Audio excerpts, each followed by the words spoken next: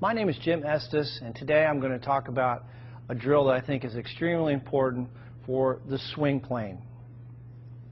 So what I want you to do is, and this, by the way, is going to give you an instant understanding of exactly the feeling you want to have in the golf swing. Take a club. You can put a rod, alignment rod, in the grip, or I'm sorry, in the butt end of the golf club. Take the golf club, turn it like you're going to hold it, and then what I want you to do is take that club, put it right against your left hip, so you're holding both clubs here. Now you've got an alignment rod on the ground and a golf ball, and what I want you to do, getting into your good posture position, your weight over the arches, feel balanced. The insides of the heels are going to be about the width of your hips. Take a swing back, slow motion, and trace with that alignment rod the target line all the way up. The shaft should be parallel to your target line at the top, and then slowly coming down, trace the line. And do this in slow motion. Right into the impact position. So this is a great feedback tool, visual feedback tool for learning the proper swing plane. Go right to your impact position. I encourage you to do this drill in slow motion, and if you have 5 minutes a day, if you do this drill every day, I guarantee you're going to improve your golf swing. So again, I think you'll find this to be extremely helpful. JimEstesGolf.com if you have any questions. I'm going to have to say that, you know, by and large, your setup is pretty good, although I haven't gone through enough of an analysis yet to say that. Although, if I looked at your backswing and your forward swing and I said, what don't I like or what do I like? Well, I think your hands are a little high because I think you stand up a little bit out of your posture. Now, is that a problem? Not really. What I'm going to do is flatten your swing just a little bit. Now, what do I mean by flatten? I'm going to lower your hands so that your lead arm is more across your chest, and your hands would be, well, maybe not that low, but probably right there. And coming down, you're in nice shape. The club gets a little steep and it gets a little outside, but pretty good golf swing. It's a much better golf swing than, I don't know what you shoot, but you shouldn't shoot over 82 with this swing. I mean, well, there's some things we're going to do differently. I mean, first of all, your mindset. You're an intellectual guy. Your left brain is way too active. I already know you're trying out there changing things around when you're playing. So,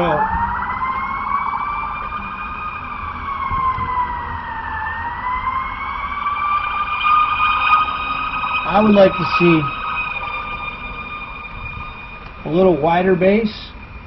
I'd like to stack the load-bearing joints so the ankles are under the hips a little bit more. I think you're just a little too narrow there for a 7-iron. I'd like to get it a little wider than that. That's the first thing. And what will that do? That'll eliminate some lateral movement. The other thing is, I love that backswing, but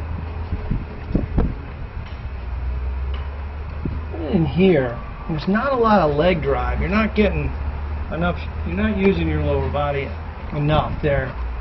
It's pretty stagnant. So let me just show you. Now, do you go out there and think consciously about moving your legs? No, but I'd like to see your right ankle rolled inward a little more, the outside of your right shoe to come up. I'd like to see your hips a little more open. I'd like to use the ground a little more effectively. If you threw a baseball, linear force is downward force against the ground, which creates shear force and rotational speed, which is translated to the club head. So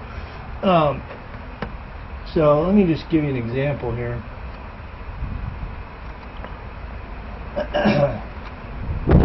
All right. She's a lot wider than you. but not too dissimilar in the swing in terms of where your positions are. But she's going to take a much bigger roll with the lower half. She is really going to push off right there.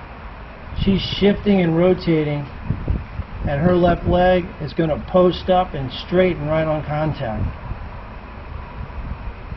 So there's about 7 inches of shift from the top of her backswing toward the target. She's pushing from the ground, and that's really, you can see how her legs are taking a bigger role in the shot. And I think that would be one thing for sure that we're going to work on. And like I said, I'd like to see it coming from a little bit shallower position. Yeah, your high hands, that's okay, but I think it's a little too high. And then right here, your impact position, that one was off the toe. Your head's really pretty good, but I want to get more forward lean in the shaft. I want to see you looking a little more like this. I'd like to see that right knee kicked in, the right foot coming in a little more, and get the wrist flatter. I think those are all achievable. There's a couple drills I'm going to have you do. This lag drill is a really good one. What you do is you start, drag the golf club from 18 inches behind the ball all the way through as far as you can, keeping the club on the ground just to get a feel. That's right, exactly like that, just dragging the club. And that would be one drill. The second drill is this lag drill. The lag drill, what you do is you start with your wrist completely uncocked. The shaft is almost parallel to the ground. Your arms are fully extended. Now, from there, you're going to pretend like you're skipping a rock. So you're going to actually load the club, or pitching a ball. So you're going to load the shaft. As you push off, you can see the drive I'm getting in my legs. So you're creating down cock. So you're getting some hinge on the downswing. And so, yeah, so you would start here, and then you would just go like that. And you're working on creating some angle. Yeah. And eventually, you know, when you do an exercise like this, you would start out just hitting it maybe 15 yards. Super slow motion. And eventually we're going to get that handle in line with the club head. The shaft's going to be more in a straight line condition. So those are some of the things. A couple other drills I'll have you do is this step and swing. Trying to get you to, there's something in physics called co-activation. You're going to swing your arms in one direction, get your body to go in the other, and that creates separation and creates angular momentum. So this is trying to get you to get a running start with your lower body. And then the final one I would have you do is getting your center of your chest and your right hand to work together and feel like you're throwing an uppercut. Feel like you're, so this guy's gonna, the idea would be, if you're gonna take that golf club and throw it in the water, you're gonna use your legs, get your body to move, and toss that club. But in so doing, you're gonna rotate your chest and keep the handle of the club moving at the same rate of speed as your trunk. Just getting to feel the right side through the ball there.